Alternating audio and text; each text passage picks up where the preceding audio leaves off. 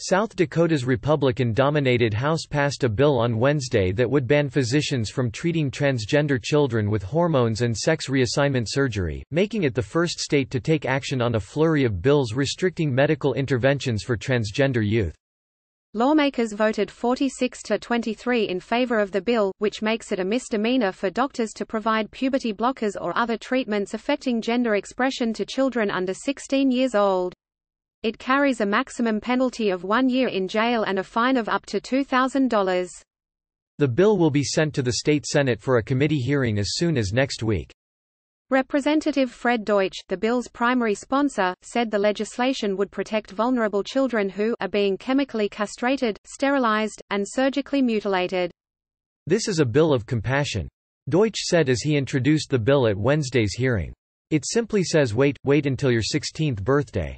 But to parents and advocates of transgender children, along with many members of the medical community, the bill is a form of discrimination that would take away life-saving treatments.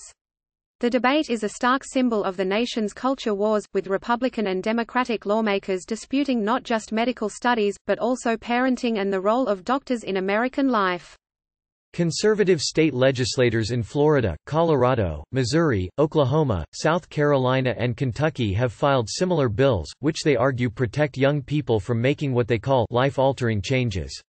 Some lawmakers say sex reassignment surgery and hormone treatments aren't health care and should be considered criminal acts that are harmful for children. LGBTQ advocates argue that such bills are unconstitutional and that decisions about medical treatments for gender expression should be between the young person, parents and their doctor. They also say surgeries are rarely performed on youth and puberty blockers, which require parental consent and extensive counseling, are reversible. By blocking medical care supported by every major medical association, the legislature is compromising the health of trans youth in dangerous and potentially life-threatening ways. Libby Scarron, policy director for the American Civil Liberties Union of South Dakota, said in a statement after Wednesday's vote.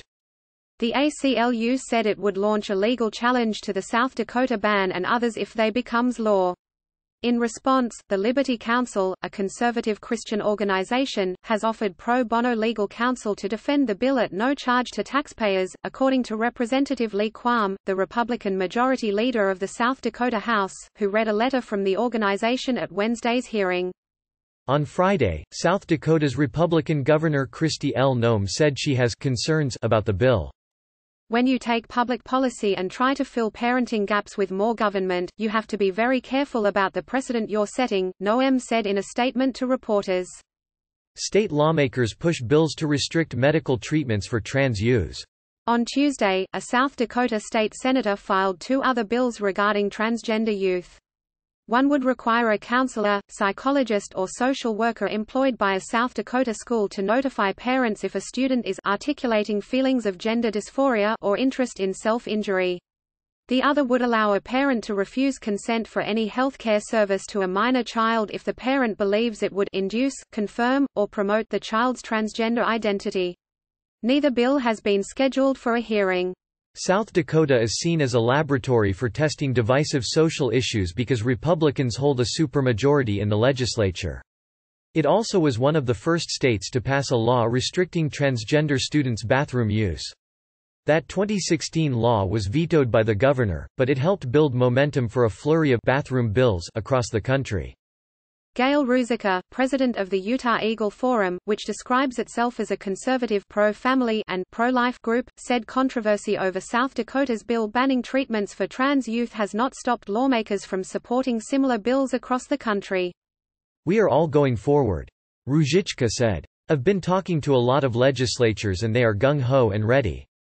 But the issue has proven more complex in Utah after the sister of State Representative Brad Daw, who is considering pushing a bill to ban surgery and hormone therapy for transgender youth, begged him to reconsider his stance in an opinion piece published by the Salt Lake Tribune. Christy Florence is married to a transgender man and has a transgender daughter.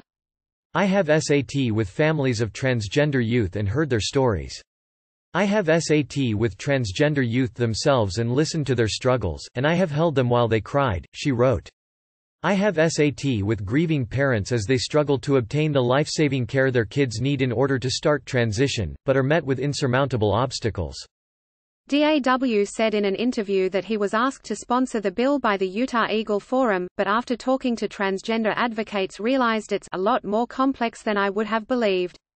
In South Dakota, business leaders have openly disagreed with Republicans about the bill.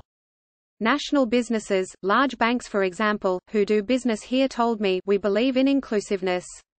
We value all people," said David Owen, president of the South Dakota Chamber of Commerce and Industry, in an interview. When South Dakota considers draconian rules that affect a limited number of people, we run the risk of triggering economic consequences that include the loss of conventions, tournaments, top-level entertainment and business investment from outside industries. South Dakota State Representative Ray Ring said in a phone interview that he plans to vote against the bill after receiving more than 75 emails and calls from constituents, who largely oppose the bill. Ring said he is pro-life and felt voting against it was also a move to support life. He referred to research that found that transgender youth have a much greater risk of suicide, according to the U.S. Centers for Disease Control and Prevention. But if they have access to puberty blockers, their chances of suicide and depression decline, a new study published in the medical journal Pediatrics found. "I prefer to trust professionals who are trained and experienced in these matters," he said. But in Wednesday's hearing, Representative Rhonda Milstead described doctors as imperfect humans. She compared transgender treatments to the lobotomies of the mid-20th century and to the overprescribing of painkillers that led to the opioid epidemic. Other lawmakers used graphic words to describe surgeries that local doctors say are not being performed on children in South Dakota. "We're talking about injecting little girls, South Dakotan daughters, with testosterone," said Representative John Hanson. "We're talking about cutting off little girls' breasts." But other Republicans in the House, such as Representative Jess Olson, called the bill an overreach of government power, the kind of nanny state legislation conservatives have previously stood against. Olson recounted an email she received from a mother who said her child was identifying as transgender and threatening suicide. The woman said she hoped Olson would support the bill, so she wouldn't have the option to put her child through such treatments. "The problem with that is it's not our place," Olson said. "She needs to have that difficult conversation. She needs to be the parent." Representative Linda K. Duba read a portion of the testimony from a mother named Kim Park, whose child, Quinn, struggled with suicidal thoughts and depression before going on puberty blockers as a teenager. "This is a real life and death decision," Park said. "If you support this bill, you are telling me you know what's best for my child. I am the one that knows my child. Frankly, you don't.